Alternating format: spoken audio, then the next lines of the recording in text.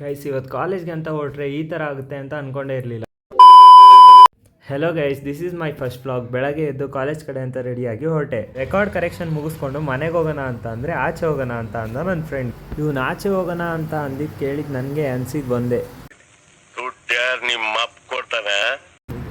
ನೋಡಿ ಗೈಸ್, ಇವತ್ತು ಮಾಡೋಕ್ಕೆ ಕೆಲಸ ಇಲ್ಲ ಅಂತ ಮತ್ತಿಕೆರೆವರೆಗೂ ನಡ್ಸ್ಕೊಂಡು ಹೋಯ್ತು ಅವ್ನು ಮಲ್ಲೇಶ್ವರಮಿಂದ ವಿತ್ ಅನ್ನೊಂದು ಲೊಕೇಶನ್. ಅಂದರೆ ಇವತ್ತು ಟೈಮ್ ಪಾಸ್ ಆಗ್ತಾಯಿಲ್ಲ.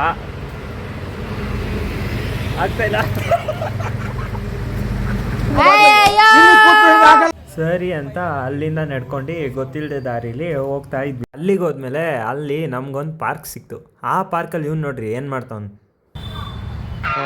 ಈ ಫಿಗರ್ ಎಲ್ಲೋ ನೋಡ್ದಂಗೈತಲ್ಲ. ಆಮೇಲೆ ಹೆಂಗು ಜಾಗ ಪೀಸ್ ಆಗಿತ್ತು ಅಂತ ಒಂದೆರಡು ಎಕ್ಸ್ಪೆರಿಮೆಂಟ್ ಓದ್ಕೊಂಡು ಅಲ್ಲೇ ಮುಂದೆ ಕ್ರಿಕೆಟ್ ಆಡ್ತಿದ್ದ ಹುಡುಗರನ್ನ ನೋಡಿದ್ವಿ.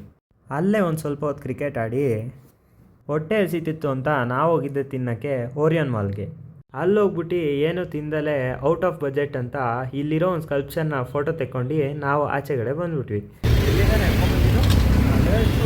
ಮಲ್ಲೇಶ್ವರಮಿಂದ ಸ್ಯಾಂಡಲ್ ಸೋಪ್ ಫ್ಯಾಕ್ಟ್ರಿ ನಡ್ಕೊಂಬಂದು ಇವಾಗ ಲೋ ಬಜೆಟಲ್ಲಿ ತಿನ್ನೋಕೆ ಹುಡ್ಕೋಕೆ ಹೋಗ್ತಾಯಿದ್ದೀವಿ. ಫೈನಲಾಗಿ ಹೇಳೋದೊಂದೇ, ನಿಮ್ಮ ಫ್ರೆಂಡ್ಸ್ ಒಬ್ಬರಾದ್ರೂ ಇರಲಿ ಇಬ್ಬರಾದ್ರೂ ಇರಲಿ, ಇರೋರ ಜೊತೆ ಲಾಯಲ್ ಆಗಿರಿ. ಮತ್ತೆ ಸಿಗೋಣ ನೆಕ್ಸ್ಟ್ ವೀಡಿಯೋದಲ್ಲಿ.